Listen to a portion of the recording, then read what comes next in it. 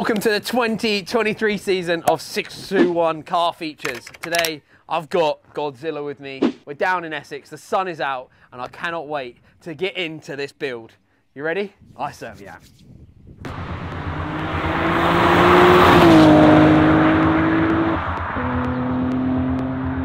The Nissan R32 was produced in 1989 through to 1994, and back in the early 90s this was Nissan's secret weapon. It flexed its muscles throughout Group A races series, whilst also becoming a fan favourite, with over 40,000 of them being sold and put on the road. Now, in 2023, the car is more popular than ever, with car enthusiasts and car fashionistas alike, from the racetrack to the show halls, and the R32 has become a fan favourite, not only due to its availability, but a vast aftermarket background mixed with a beautiful design. The R32 really is a Japanese legend, fondly known to car enthusiasts around the world as Godzilla. Today we take a look at an enthusiast-owned, ready-built, fast road car, which gets its use on the track in the UK, throughout Europe, to the world-famous Nürburgring. Let's check it out.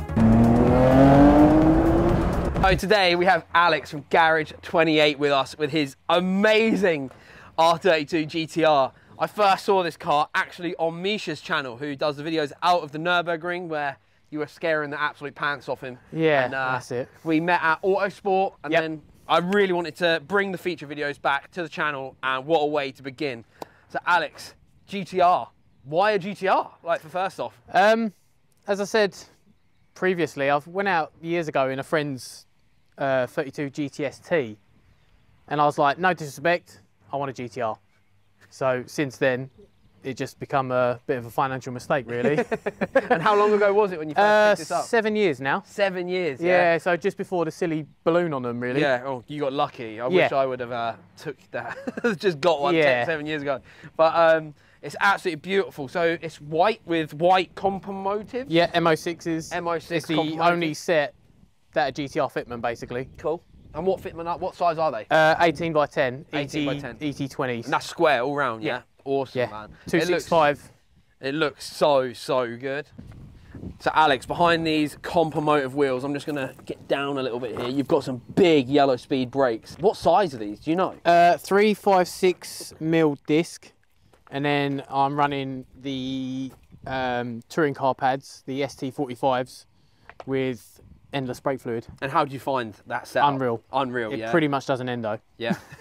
See a GTR just nose wheeling down the Nürburgring. And then done the bigger disc conversion on the rear, purely because I was overcooking the rear brakes. So Project Move pads in the rear, HFM, the Australian brand. It's caliper brackets and the larger discs. They're 340mm. I'll just get in there, show the people once again. I love the blue centre caps on these wheels as well. They look great. Yeah, they look so good. I am a big fan of a car with big brakes. They look great. Do you want to pop the bonnet for us real quick so we can talk about the good stuff? Because I know any GTR fans out there are gonna want to know what this thing's packing. Oh, Millennium Jade valve cover as well. Reason why is purely because it is a 34 NUR. Oh, it is? Okay. Yeah. And how did that end up in this? I had the car 2 months. I was on my way to Castle Combe for a track day, and it let go on the M25. The oil pump completely just, decided to disintegrate. Oh dear. So this came out of a crashed 34, and then I got it again. This is before these engines went up in value, so got it relatively cheap, chucked it in, and just sent it ever since. And what sort of power are we looking at on this one? So currently it's 520 at the wheels, Link G4 Plus ECU, R35 GTR coils, gritty intake kit, sort of all the 1000cc injectors, all the necessary bits to... What turbos is it running? The Garrett, I think it's the 2860-5s. Cool. So still twins. It is still twin turbo, because a lot of people do the single turbo conversions, right? I wanted to keep the twins a bit of a Group A kind of vibe. Yeah. That's my sort of cup of tea. Yeah, that's really cool. Right, look at the speed of this car. We've got a nice Nismo strut brace. I think we'll just list some of the stuff we've got in it, because I think people are quite interested. So again, I was lucky with that. That come on the car.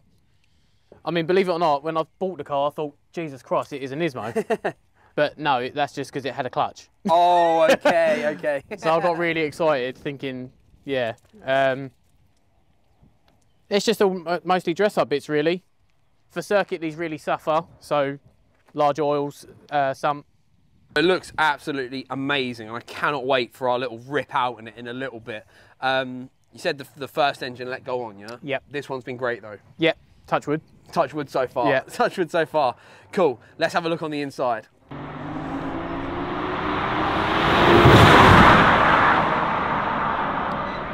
Let's have a look at this beautiful interior. Now, for me, what would you call it? Like a fast road track car to me is like Pretty one of the much. coolest. Club Sport. Club Sport, yeah, Club yeah, Sport. yeah. So in here we have my favourite seats ever to grace planet Earth, the Recaro pole positions.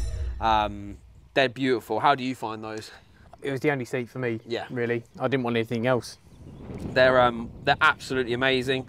My favourite thing. You've also got the black Takata harnesses, which is really cool to see, because obviously Takata are normally green, so it's Yeah, I nice. wanted to try and keep it a bit tame. yeah, and still obviously with the flair of the older Japanese cars, because Yeah. this is a very similar combo. The roll cage in it though, where's that from? So the actual roll cage come out of a Group N 32 GTR. Right. I don't know if you've seen it on the internet. It's the Repsol livery. Right. Okay. It come out of that car in Barcelona.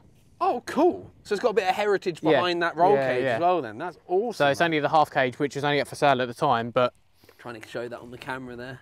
eventually that will come out, and I want to go full welding, really. You Just do, to- yeah. Yeah. Especially with how you use it, it's probably a very wise Yeah. decision. Oh, I've seen these in an accident in like a crisp packet. Anything out of Japan in the 19s, early 2000s definitely didn't care that much about Just safety. done.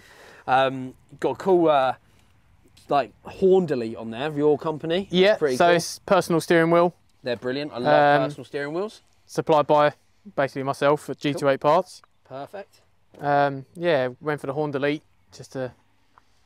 That looks so cool. One thing I love about the dashboards in these R32s is that everything is kind of centered around the driver. It's really nice, and you've kept it quite OEM spec as well. Like, Yes, the yeah. dash, like everything's like kind of like original almost. It's really nice to see. And then just a Group A gear knob. Is that what that is? Is it Yeah. a Group A gear knob? Yeah, it looks Yeah, great. just to again look. Oh, I see you've got a Quite the few era. dials on the dash as well. Yeah, just oil pressure and oil temp. As again, being a circuit car, you need it to. You need to keep your eyes on those at Yeah. all times. Yeah, it's really cool. One thing I should have pointed out is also your bonnet latches. They look awesome. They look really cool. I really like those. Now, as we come round the back of this beautiful car, let's just appreciate the stance of it. What exhaust do you run on this? Because that is a big old can on the Yeah, back. it's a HKS. Supposed to be a super silent, but it's not very silent. Looks awesome. I just love it. It's such an iconic back end of a vehicle, isn't it? It just looks so great, and with just- the sort of like boxy arches. Yeah, and it's just- yeah. it's so cool. And one thing that always takes me by surprise a little bit about Japanese cars from this era is how small they are. I know.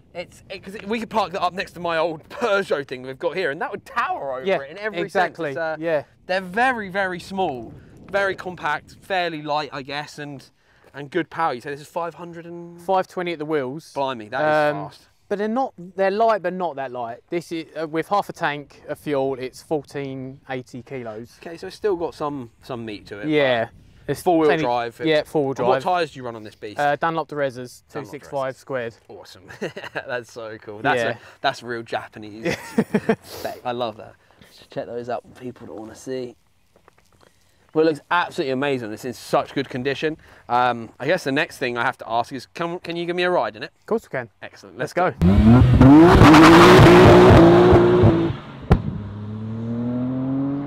Alex, we're in the GTR. Yeah. This is very special for me because I really want one of these. I was telling you, they've always been that car's been a little bit out of reach, and now they've took a big jump up to be even more out of reach. You need to get one soon.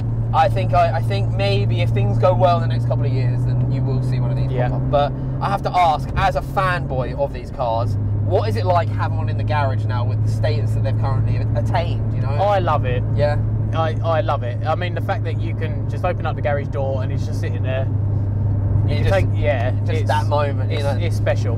It's such a cool thing, man. So I know you've gone over builds and stuff in other videos with Misha and all that, so I don't want to kind of copy what they've done. So I want to ask you some other questions. Now we've kind of done the walk around.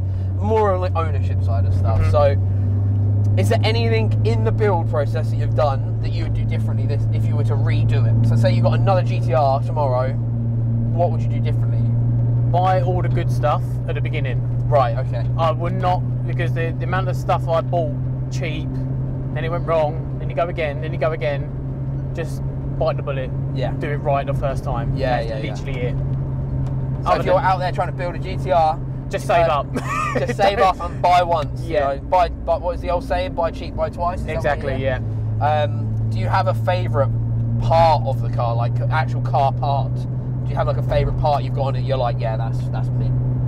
I don't really. Actually, I've got AST three-way coilover suspension. Yeah. Which are unbelievable. The fact that you can feel it now on the road, it soaks up all the good bumps. Yeah. It feels fantastic in here. It doesn't feel like you're on coilovers. No, it feels really comfortable. And then you put it on the track and it's, unbelievable. Yeah. So I'd probably say that's my favourite thing. And as a track car, how are these for maintenance and just costs of having a Japanese supercar as your track car? The trouble is they're not that expensive to run if you don't use them a lot. And because I only do, 2 or 3 track days a year and a couple of ring trips, it's mostly just maintenance, but it's the build that costs the money. Yeah. They're so expensive to get hold of, like parts for. They take ages to come because, again, everything's from Japan. No one has anything over here. Yeah. It just becomes a bit hard to enjoy it sometimes. Yeah. But, yeah, it is all round just a fantastic car, considering how old they are. Oh. Yeah. Well, as I was saying, I'm just going to point. We're going to go at the big camera that I've got in my hand here, point it at the dash a little bit. You can see here. Hopefully, you can. I'll have to brine it up. The car's got climate control. Yeah. And what year is this one? 93. It's a 1993 car. Yeah, so it's 30 years old this year. It's got climate control. It's got all of the dials around the dash. It's it's really kitted out. Like, I can see why they still have people daily driving these. Easy, in Japan especially. I know they're very precious of their GTRs out there, and understandably why.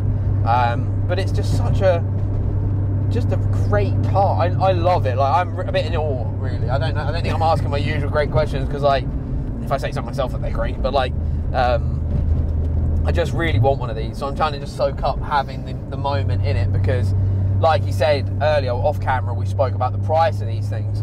I mean, for like 30 grand, you're buying a not so great example, right? I know. £30,000 is a lot of money. Like, I know we kind of get this like dystopian image when we hear like about big YouTubers spending X amount or footballers getting paid X amount per week. You get lost in the sauce, but in reality, 30 grand is a lot of money, especially for a car that might need lots of work spending on it. And they're all going to be hidden work somewhere. There's going to be things that seriously need attention. Yeah. I mean, it's a 30-year-old car. Yeah. When I look at when you think of a Ford Focus, that's a 20-year-old car now. I know. Like an early.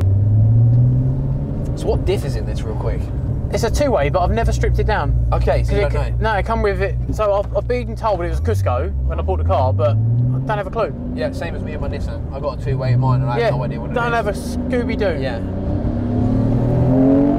Oh my god! The camera couldn't hold itself. Did you see that? The camera was going, ah!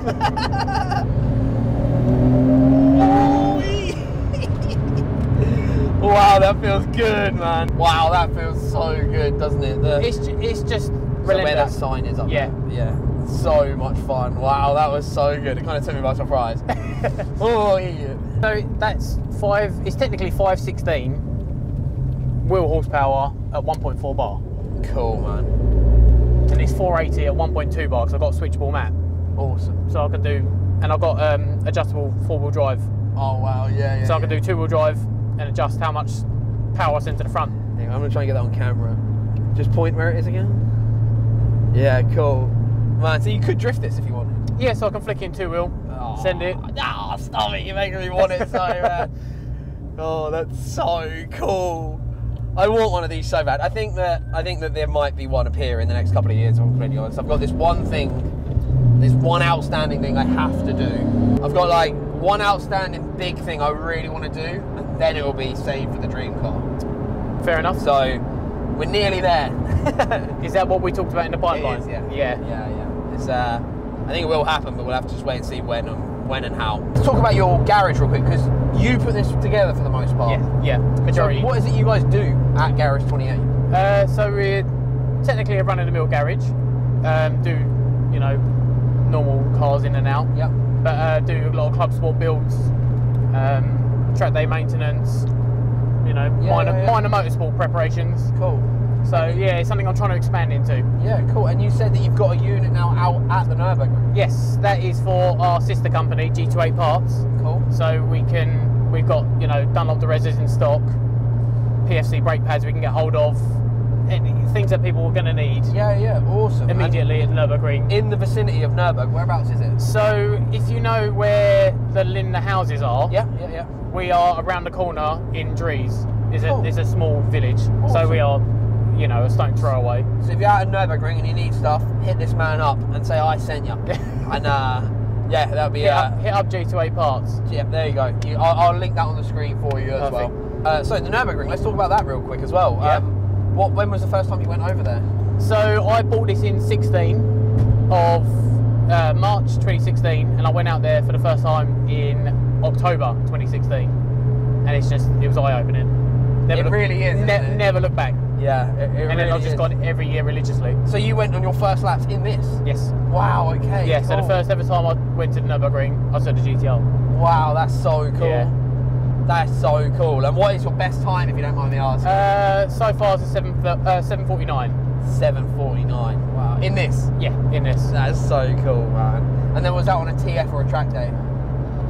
That is TF, which you shouldn't really be timing. But Well, the way we can see it's from GoPros, right? Yeah. That's kind of how I see it. But Yeah. you're not actually timing it, you just look at how fast. exactly. And so it's so cool. And also, I'm going to link Misha's video down below if you want to go check out this thing, if you haven't already seen it, on the Nürburgring.